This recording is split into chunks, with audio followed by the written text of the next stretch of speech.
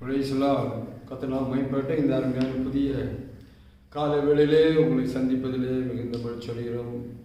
தினம் ஒரு லோகோஸ் வார்த்தை உங்களுக்காக கடந்து வருகிறது. கர்த்தர் மேம்பட்டமை நடத்தி கொண்டு வருகிறார்.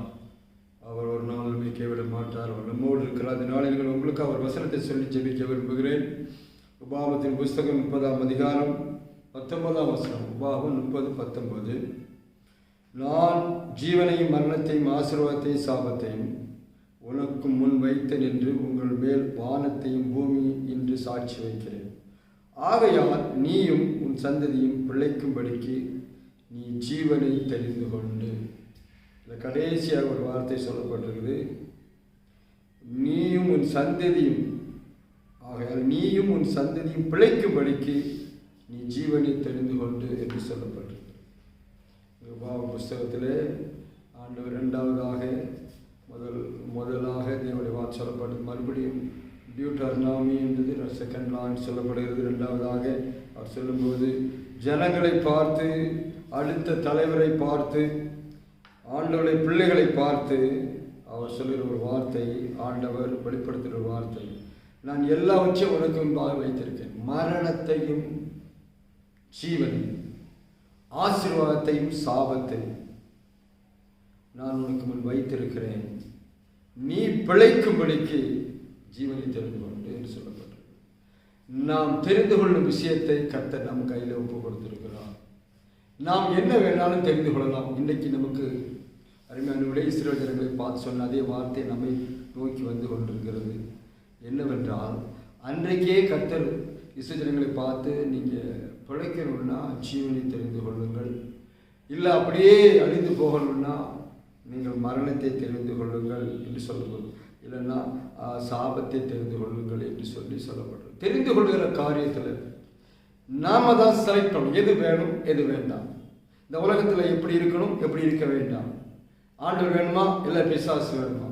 இந்த உலகம் வேணுமா, இல்லை தேவன் வேணுமா? ஆவிக்கு நன்மை வேணுமா, இல்லை உலகத்தின் நன்மை வேணுமா? இந்த உலகத்தில் என்னென்ன வேணும் என்பதை நம்மளை விட்டால் யாரும் கிடையாது செலக்ட் பண்ணுறது. சுதந்திரம். துணி செலக்ட் பண்ண போனால் நம்ம நல்லா செலக்ட் பண்ணுவோம். காய் கடைக்கு போனால் காயில் சூப்பராக செலக்ட் பண்ணுவோம். எது அமைக்க பார்ப்போம். தக்காளி பழத்தில் எப்படி வாங்குவோம், வெண்டைக்காய் எப்படி வாங்குவோம், எல்லா பொருட்களையும் நல்லா தெரிந்து கொள்வோம். யாரும் அலுவலகத்தை வாங்க மாட்டாங்க. ஸோ நல்லா இருக்கிறது பார்த்து வாங்குவோம். அப்படியானால் தெரிந்து கொள்ளும் விஷயத்தில் நாம் நன்றாக தெரிந்து கொள்ள அறிந்திருக்கிறோம். அதனால தான் ஆண்டவர் சொல்லும்போது சொல்றாரு, நீங்கள் பிழைக்கும்படிக்கு, நீங்கள் பிழைத்து கர்த்தருக்கு முன்பாக சாட்சியாக இருக்கும்படிக்கு ஜீவனை தெரிந்து கொள்ளும். தெரிந்து கொள்ளும் போது நமக்கு நல்ல சாய்ஸ் கொடுக்கப்படும். நாம தான் நமக்கு குழி வெட்டுகிறோம், நாம தான் நமக்கு ஆசீர்வாதத்தை உண்டாக்குகிறோம்.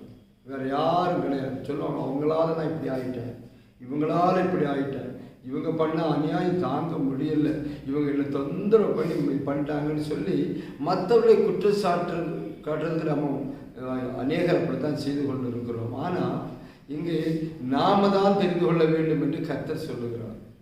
நீங்கள் எது வேணாலும் பாருங்கள், எல்லாம் முன்னால் வச்சிருக்கேன். எது வேணாலும் you can select what ever you want. நீ செலக்ட் பண்ணிக்கலாம். ஸோ இந்த உலகத்தில் அப்படித்தான் இருக்குது.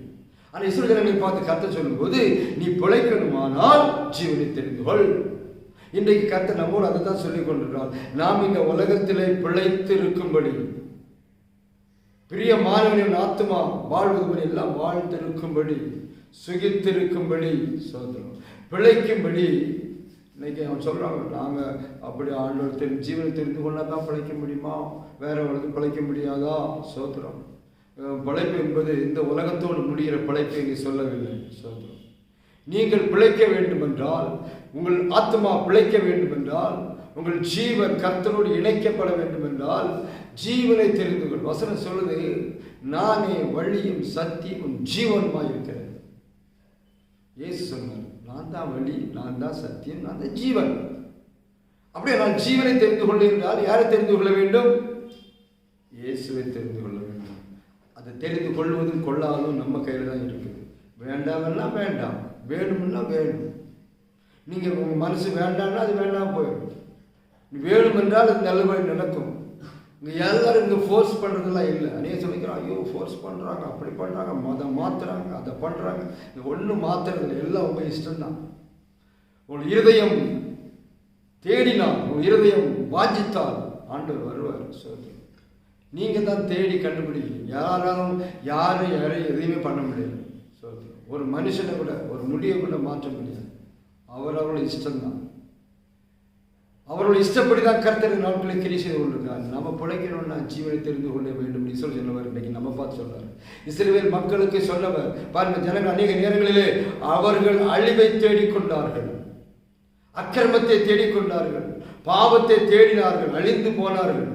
வசனம் சொல்லுகிறது, அவர்கள் வழியிலே அழிக்கப்பட்டார்கள், முறுமுறுத்தார்கள், தேவனுக்கு விரோதமாக எழுப்பினார்கள். அதான் வசனத்தை வாசிக்கிறோம். இன்றைக்கு நாம் பிழைக்கணும்னா எங்கே போகணும்?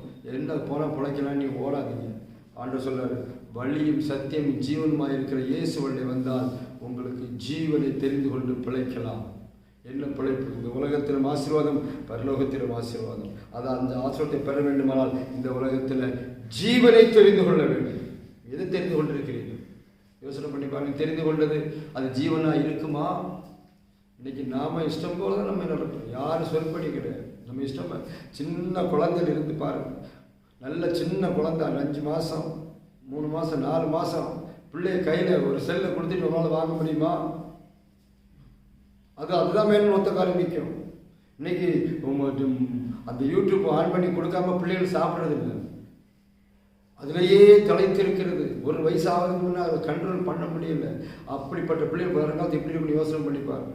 அந்த பிள்ளைகளுக்கே தெரியும். அதை கேட்பாங்க, உனக்கு அது வேணுமா, இது வேணுமா, எது வேணும் செலக்ட் பண்ணணும். 1 வயசுல என்ன செலக்ட் பண்ணுவது? இன்னைக்கு நம்ம பார்த்து கத்துறீங்க, உனக்கு எது வேணும், கடையில் கொண்டு விட்டுருவாங்க. உனக்கு எது வேணும் எடுத்துக்கப்பா சொல்லுவாங்க. அதுக்கு எது நல்லது கெட்டதுன்னே தெரியாது. இன்னைக்கு மக்கள் பிள்ளைகளுக்கு எடுக்கிறது அவங்க தான்.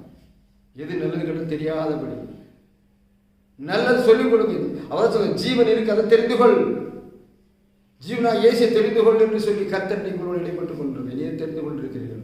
நீங்கள் எதை தெரிந்து கொண்டிருக்கிறீர்கள்? ஐயோ நாங்கள் பாரம்பரியமாக இப்படித்தான் இருக்கிறோம், வருஷமாக இப்படி எங்கள் முன்னோருக்கு பாட்டன் காலத்தை இப்படி தான் இருக்கிறோம் என்று சொல்லி நீங்கள் மரணத்தை சாபத்தை தெரிந்து கொண்டால் உங்களை யாராலும் காப்பாற்ற முடியாது. சோதரம் ஜீவனை தெரிந்து கொண்டால் நீங்கள் ஆசீர்வாதத்துக்கு பிள்ளைகளாய் மாறிவிடாது. அங்கே சொல்லப்பட்டிருக்கிறது. நீங்கள் பிழைக்க வேண்டும் என்றால், உங்கள் ஜீவன் பிழைக்க வேண்டும் என்றால், உன் ஆத்மா பிழைக்க வேண்டும் என்றால் ஜீவனை தெரிந்து கொண்டு இந்த காலவெளியில் ஒப்புக்கொடு. கர்த்தர் உன்னையும் உன் குடும்பத்தையும் ஆசீர்வதிக்க வந்திருக்கிறார். நீ எதை தெரிந்து கொள்கிறார்? உன் கரத்தில் தான் இருக்குது. சில ஆர்டர் எழுதி போட்டிருப்பாங்க, உன் வாழ்க்கை உன் கையில் எழுதி போட்டிருப்பாங்க. பார்த்துருப்பீங்க, உன் வாழ்க்கை உன் கையில். வேற யார் கையில் இல்லை, நம்ம வாழ்க்கை நம்ம கையில் தான் இருக்குது. அது நல்லதாவதும் கெட்டதாவதும் நம்ம கையில் தான் இருக்குது. நீ எதை தெரிந்து கொண்டிருக்கிறாய்? இந்த காலை வேளையில் ஆண்டவரை தெரிந்து கொள்வீங்களா? ஜீவனை தெரிந்து கொண்டு கத்துட்டு வரீங்களா? கர்த்தர் உங்களையும் குடும்பத்தை ஆசீர்வதிப்பார். அது மாத்திரமல்ல, நீ பிழைத்திருப்பாய். வசனம் சொல்லுது, நீ என்றென்றைக்கும் பிழைத்திருப்பாய். ஜீவனை தெரிந்து கொண்டால், மரணத்தை தெரிந்து கொண்டால் என்றென்றைக்கும் அழிவில் இருப்பாய். 2 காரியம் தான் இருக்கு. இதை தெரிந்து கொள்ள வேண்டும் என்று நீங்கள் இந்த காலையில் முடிவு பண்ணுங்கள். நான் உங்களுக்கு ஆச்சரிக்கிறேன். பரலோகத்தின் பிதாவே, நல்ல ஆண்டவரே, இந்த அருமையான கால வேளையிலே இந்த பிள்ளைகள் பிழைக்கும்படி ஜீவனை தெரிந்து கொள்ள உதவி செய்யுங்க. நல்ல இதயத்தை கொடுங்கப்பா. இன்றைக்கு ஆண்டவரே அப்பா, எத்தனையோ பேர் அறியாதபடி ஆண்டவரே எதெல்லாமோ தெரிந்து கொண்டு அழிவிலே சென்று கொண்டிருக்கிறாங்க. இயேசுவை தெரிந்து கொள்ளட்டும். நித்திய ஜீவனை கொடுக்கிறவரை தெரிந்து கொள்ளட்டும். நானே வழியும் சத்தியமும் ஜீவனுமாய் இருக்கிறேன் என்று சொன்னவரை தெரிந்து கொள்ள உதவி செய்யும். ஆசீர்வதியும். பிதா குமாரன் பரிசுத்த நாமத்தினால எல்லா பிள்ளைகளையும் இதை கேட்கிற பார்க்கிற ஒவ்வொருவரையும் கர்த்தர் ஆசீர்வதித்து போடும். பிரச்சனைகளாக மாற்றி தாழ்த்துக்கிறோம். இயேசு நாமத்தில் ஜெபிக்கிறோம். கர்த்தர் தாமே இந்த நாட்களில் உங்களை எல்லாரையும் ஆசீர்வதிப்பாராக. நீங்கள் பிழைக்க வேண்டும் என்று நினைத்திருக்கிறீர்கள். ஆனபடியாலே ஜீவனாகிய இயேசுவை தெரிந்து கொள்ளுங்கள். அவர்களோடு இருந்து இந்த உலகத்தில் மாத்திரமல்ல, இனிவரும் உலகத்தில், நித்தியமான உலகத்தில் கர்த்தர் உங்களை ஆசீர்வதித்து நிலைநிறுத்துவாராக. இன்னொரு லோக சுவார்த்தை மூலமாய் உங்களை எல்லாரும் சந்திக்கும் வருதில்லை. கர்த்தர் தாமே எல்லாரையும் ஆசீர்வதிப்பாராக.